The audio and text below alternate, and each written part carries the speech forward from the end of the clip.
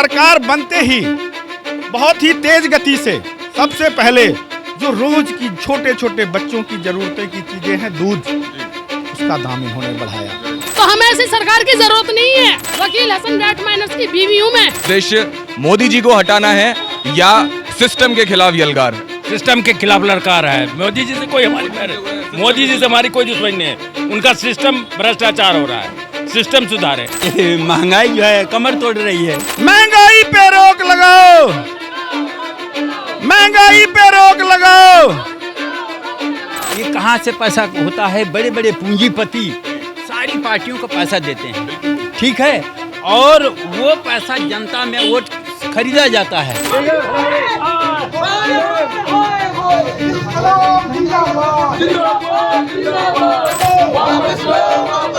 वापिस तुमको लेना होगा, वापिस तुमको लेना होगा।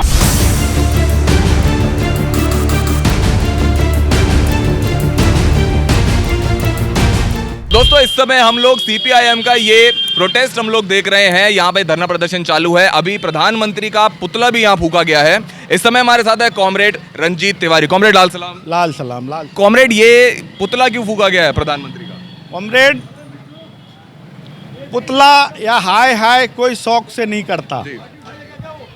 देश में अभी अभी चुनाव खत्म हुआ है। चुनाव से पहले बीजेपी नहीं, और भी राजनीतिक दल हैं जो बड़े बड़े दावे कर रहे थे, महंगाई घटाएंगे, लोगों को रोजगार देंगे। इत्तेफाक से जो भी मैंडेट आया देश में, इस बार फ्रैक्चर मैंडेट आया, सरकार बनी मोदी साहब की।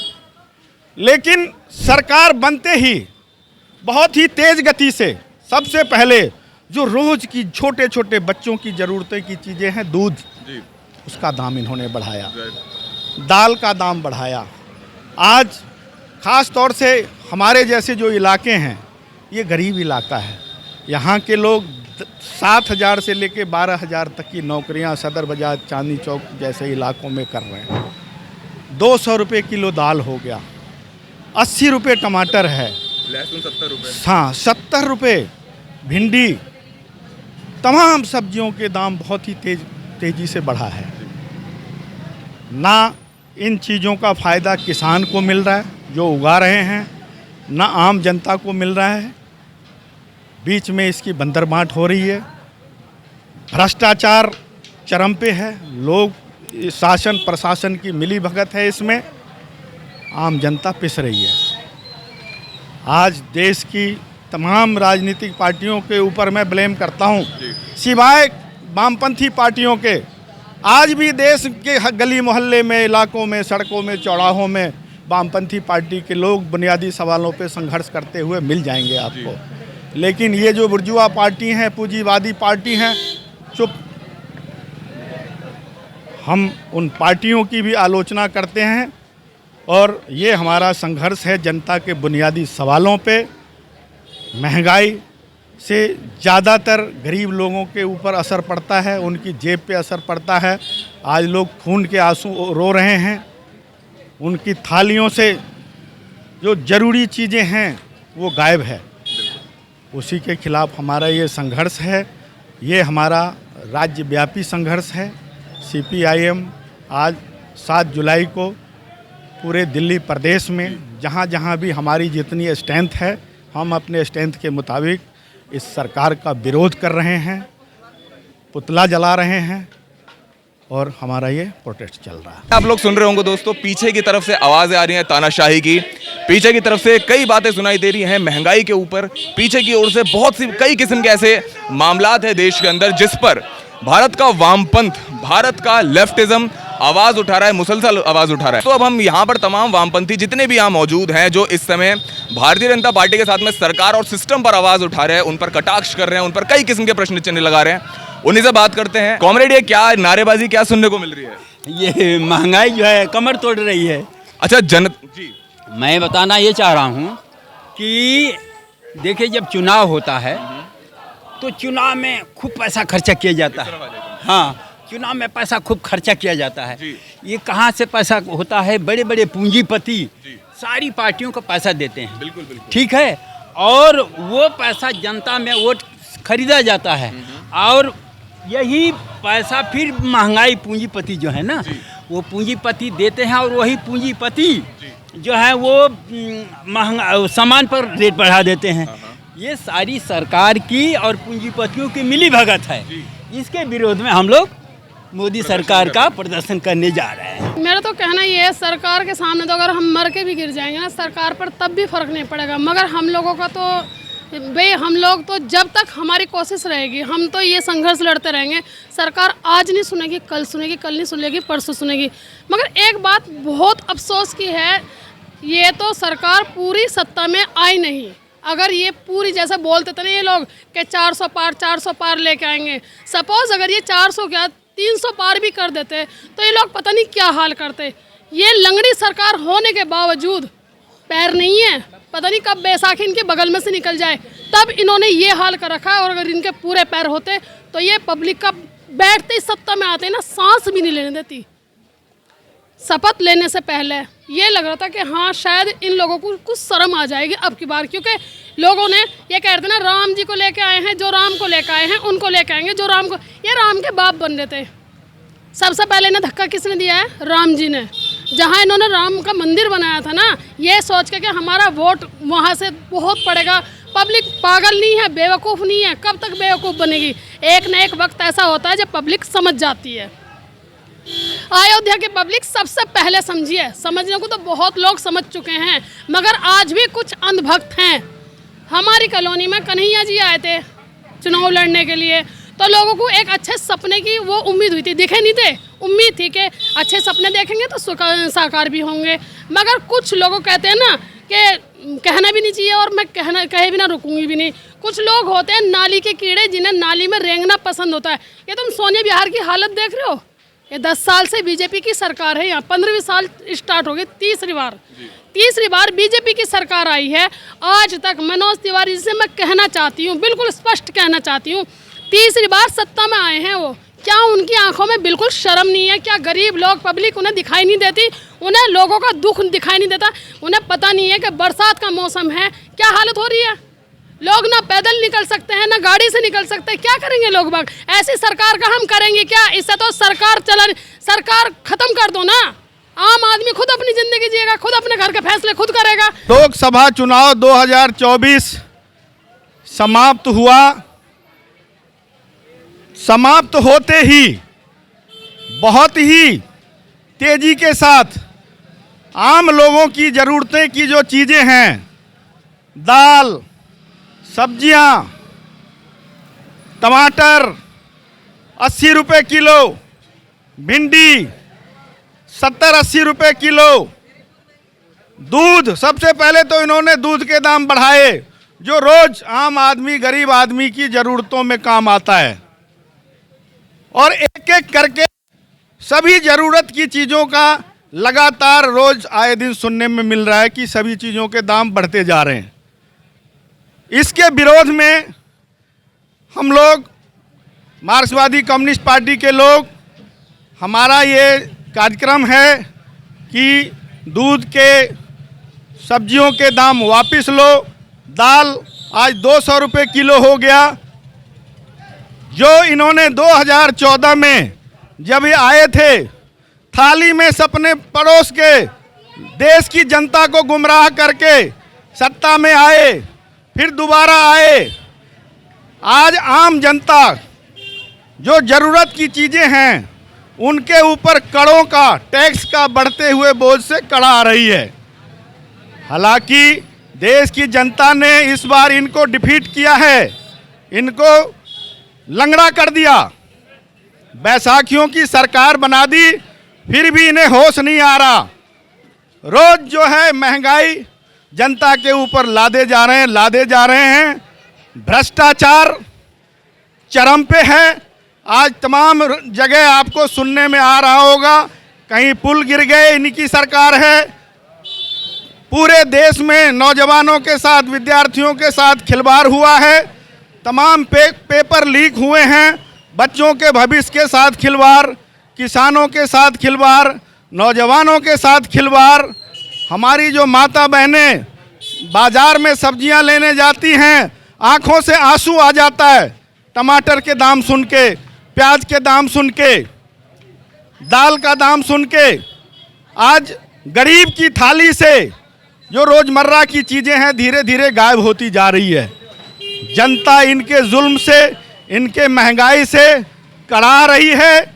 हम सीपीआईएम के लोग आज के दिन 7 तारीख को पूरे देश, पूरे राज्य में हमारा ये कार्यक्रम है। महंगाई के विरोध में हम विरोध कर रहे हैं, आगे भी हम लड़ते रहेंगे।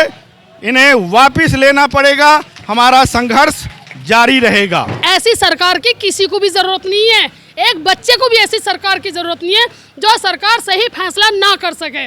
पब्लिक के हित में कर क्या रहे हैं मोदी जी? मोदी जी के टूरी खत्म नहीं हो रहे हैं, गरीब लोग मरे जा रहे हैं, हम लोग कमा रहे हैं। ये हम कहते थे हिटलर का राज बहुत बुरा था, हमने तो देखा नहीं, हमारे बड़ों से बड़ों ने देखा हिटलर का राज। मगर आज हमें ऐसा लग रहा है, मुझे तो अब ऐसा लग रहा है मोदी के राज में शायद हिटलर का राज भी इतना बुरा नहीं होगा जितना बुरा मोदी जी का राज है। अरे ठीक है, मोदी जी का परिवार नहीं है, मोदी जी के अंदर फीलिंग्स नहीं है ना सही, मगर कुछ तो समझे। वो लोगों से कहते हैं तुम्हारे मंगलसूत्र छीन लेंगे, तुम्हारी जमीन जायदाद छीन लेंगे। वो क्या कर रहे हैं? वो कुछ दे रहे हैं। चलो वो हिंदुओं को भड़काते हैं कि राम के नाम पर वोट मांग रहे हैं। हम तो जब माने कि मुस्लिमों के लिए महंगा है, हिंदुओं के लिए सस्ता होना चाहिए। अरे वही हिंदू खा रहे हैं, वही मुस्लिम खा रहे हैं, कर क्या रहे हैं हिंदू लोगों के लिए? क्या करेंगे ऐसी सरकार का? हमें ऐसी सरकार की जरूरत है नहीं। और हम तो ये कहते हैं मोदी जी 75 साल के हो चुके हैं, अरे बैठ जाओ, अब उनकी बैठने की उम्र है, उनकी सत्ता में रहने की उम्र नहीं है, अब उनकी उम्र है तीर्थ यात्रा पे निकल जाओ, छुट्टी देख लेंगे अपना आप। नहीं, ऐसी सरकार नहीं चाहिए, कोई भी सरकार ऐसी नहीं चाहिए जो पब्लिक के बारे में ना सोचे। क्या कर रहे हैं? कुछ है? कुछ भी तो नहीं है। हमें 4 महीने हो गए धरने पे बैठे हुए। मेरा मकान, वकील हसन रेट माइनर्स की बीवी हूँ मैं। कौन सा वकील जिसने, चलो अगर हिंदू मुस्लिम पे बात आ जाती है, जब मेरे हस्बैंड उत्तरकाशी में गए थे, वहाँ कौन लोग फंसे हुए थे? उत्तरकाशी में हिंदू लोग, 41 लोग में 1 आदमी हिंदू मुस्लिम था, 40 लोग हिंदू थे। 40 हिंदुओं की जान बचाए, 40 हिंदुओं के पीछे कितने घर जुड़े होंगे, कितनी जानें जुड़ी होंगी, उन जानों का घर बचाया। और सरकार ने क्या करा? राजनीति खेलने के लिए मेरा ही घर तोड़ दिया। और तोड़ने के बाद में ये एलजी साहब, मनोज तिवारी जी, बड़े बड़े लोग ऑन कैमरे बोल रहे हैं कि हमसे गलती हुई है और हम अपनी गलती का वो करेंगे, पश्चाताप करेंगे। कहाँ है कंपलसेट? कहाँ किया कंपलसेट? 4 महीने से मेरे दरवाजे पे, सिवाय सीपीआईएम के, सीपीआईएम हमारे साथ शुरू से है, इन्हीं की बदौलत हम लोग खड़े हैं, वरना तो हमारा पता नहीं क्या होता। मगर 4 महीने से कोई सरकार मेरे दरवाजे पे आकर झांकी भी नहीं है। तो हमें ऐसी सरकार की जरूरत नहीं है, इस्तीफा दे दो सारी सरकार। जब वो पब्लिक के हित में नहीं लड़ सकती तो सारी सरकारों से मैं तो निवेदन है हाथ जोड़ के, सब इस्तीफा दे दो, जरूरत नहीं है। अरे पब्लिक, जब एक बात तो बताओ, पब्लिक फिर भी खुद ही कमा के खा रही है ना, सरकार तो नहीं दे रही है। सरकार हमारा ही लेकर हमें दे रही है। 5 किलो अनाज दे रहे हैं, पता कितना सड़ा भुसा अनाज। आप भैंस के सामने गिर दो उसे, वो सूंघेगी भी नहीं, और हम जैसे इंसान खा रहे। खैर हम तो खा ही नहीं रहे, हमारा तो राशन कार्ड भी नहीं है, 5 साल से जनगणना तक नहीं करवाई मोदी जी ने। वामपंथ का, सीपीआईएम का उद्देश्य मोदी जी को हटाना है या सिस्टम के खिलाफ यलगार है? सिस्टम के खिलाफ लड़का रहा है। मोदी जी से कोई हमारी मोदी जी से हमारी कोई दुश्मनी नहीं है, उनका सिस्टम भ्रष्टाचार हो रहा है, सिस्टम सुधारे। मतलब वामपंथ की इस बार जो लड़ाई है सर, शुरुआत से ही सिस्टम के खिलाफ है, मोदी जी के कोई व्यक्ति विशेष के खिलाफ नहीं, सिस्टम के खिलाफ। देखिए, हमारी लड़ाई व्यवस्था परिवर्तन की है, किसी व्यक्ति के खिलाफ नहीं है। ये जो व्यवस्था है, इस व्यवस्था में जो सारी समस्याओं की जड़ें निहित हो चुकी है, भ्रष्टाचार की भी गुंजाइश है, पूंजीवाद, जहाँ पूंजीवाद है वहाँ भ्रष्टाचार आना ही आना है। तो हमारी व्यवस्था है कि जनता की सरकार हो, जनता के लिए काम करे, चाहे वो जो भी सरकार हो। कहते हैं 140 करोड़ की आबादी, अरे 5 साल में ना घटी ना बढ़ी, क्या वो 140 के 140 है? बढ़े भी होंगे, घटे भी होंगे, जनगणना तो करवाए। पब्लिक परेशान है, 5 किलो राशन का वो दे रहे हैं सबको, के 80 करोड़ लोगों को, गरीबों को मोदी जी राशन दे रहे हैं, 5 किलो राशन। हमारी गर्दन टेढ़ी हो जाती थी बचपन में जब हम राशन लेके आते थे। पहले बैग थैले नहीं होते थे, गठियाओं में लेके आते थे सर पर रख के। 5 किलो उड़द की दाल, 5 चावल, नाज, चीनी, मिट्टी का तेल, क्या हमें पहले राशन नहीं मिलता था? अरे राशन तो पहले से लेके आ रहे, इन्होंने तो 5 किलो करके लोगों के माथे पर ठप्पा लगा दिया, लोगों को बेरोजगार कर दिया। नहीं चाहिए राशन, नहीं चाहिए मोदी जी, सरकारी कोई योजना हमें नहीं चाहिए, रोजगार दो, पब्लिक के बारे में सोचो, पब्लिक खुद कर लेगी अपना, किसी सरकार की जरूरत नहीं है। व्यवस्था परिवर्तन की लड़ाई है। सत्ता परिवर्तन एक अलग विषय है, वो तो देश की जो है जनता है, वोट पड़ेगा, वोट में डेमोक्रेसी है, तो डेमोक्रेसी में जिसको वोट मिलेगा तो उसकी सरकार बनेगी। लेकिन जो वर्तमान व्यवस्था है, इस व्यवस्था का हम खिलाफत करते हैं। ये व्यवस्था जिसमें बेईमानी की, हर जगह बेईमानी की मतलब पूरी तरह गुंजाइश है। तो इन जैसे अभी आपने देखा, ये जो इन्होंने जो कानून में जो उसका अलग नाम दे दिया है, पहले जो नाम था नाम चेंज कर दिया पुलिस को। आज अगर सबसे ज़्यादा बेईमान है तो पुलिस है, सबसे ज़्यादा उनको पावर दे दिया 24 घंटे तक आपको, अब किसी को भी वो बिठा सकते हैं। तो ये क्या करेंगे? मैं यहाँ पे एक पॉलिटिकल कार्य करता हूँ, रोज़ मेरा सामना लोगों की समस्याओं से होता है। कई बार कोई पड़ोसी लड़ जाता है आपस में छोटी छोटी बात में, कई बार वो झगड़ा बड़ी लड़ाई के रूप में भी हो जाता है। पुलिस को किसी बात से मतलब नहीं है, उसको सिर्फ ये दिखता है कि ये आया है तो कितना पैसा देगा। आज स्थिति ऐसा है कि लोग पुलिस को कंप्लेन करने से डरते हैं, थाने जाने से डरते हैं। बताइए न्याय व्यवस्था कैसी है हमारी? थाने जाने का मतलब जब तक आप उनको चढ़ावा नहीं चढ़ाओगे तब तक आपका कुछ नहीं होगा। आपने 10,000 दिए, जो अपराधी होगा वो 20,000 दे देगा, पुलिस उसकी मदद करेंगे, पुलिस वाले, गरीब की कोई सुनवाई नहीं होगी। जो सरकार गरीबों की इज्जत नहीं करना जानती, उस सरकार को हम नहीं मानते। सीधी बात है, जो गरीबों की इज्जत करना नहीं जानती, उस सरकार को हम नहीं मानते। जो सरकार गरीबों के निवाले के, उनके हक के, उनकी बुनियादी ज़रूरतों का ध्यान नहीं करती, उस सरकार को, उस सरकार पर हल्ला बोल। हमारा वही है कि वर्तमान सरकार पूरी तरह जो है गरीबों के खिलाफ है, जन विरोधी है। ये इस जन विरोधी सरकार के खिलाफ हमारा हल्ला बोल का ये अभियान लगातार चलता रहेगा जब तक कि सरकार इन चीज़ों में सुधार नहीं करती। तो बहुत अच्छा लगा कॉमरेड रंजीत तिवारी जी से बात कर बड़ा अच्छा लगा कॉमरेड शबाना जी से बात कर। बहुत सारे हमारे कॉमरेड्स ने यहाँ पे मोदी जी का पुतला जलाया, मोदी जी से अपनी बात करी, सिस्टम के खिलाफ अपने यलगार रखी। और दोस्तों ये बात शुरुआत से ही है कि गुलाम भारत से ही CPI Communist Party of India शुरुआत से ही, गुलाम भारत से ही इस देश में गरीबों के लिए काम करती आई है, लोगों के लिए काम करती आई है। लेकिन जनता जनार्दन है, तो देखना अब ये होगा कि सीपीआई की ये यलगार मोदी जी तक, भारतीय जनता पार्टी तक, लोकतंत्र तक, विदेशों तक पहुंचती है या हर बार की तरह नहीं पहुंचती है। तो दोस्तों वीडियो पसंद आए तो वीडियो को लाइक करें, शेयर करें, सब्सक्राइब करें और साथ ही बेल आइकन को भी ज़रूर दबाएं ताकि आपको हमारे तमाम वीडियोज़ के नोटिफिकेशन सबसे पहले मिल सके। कैमरा मैन उमर अंसारी के साथ मिहिर जैन, कथा।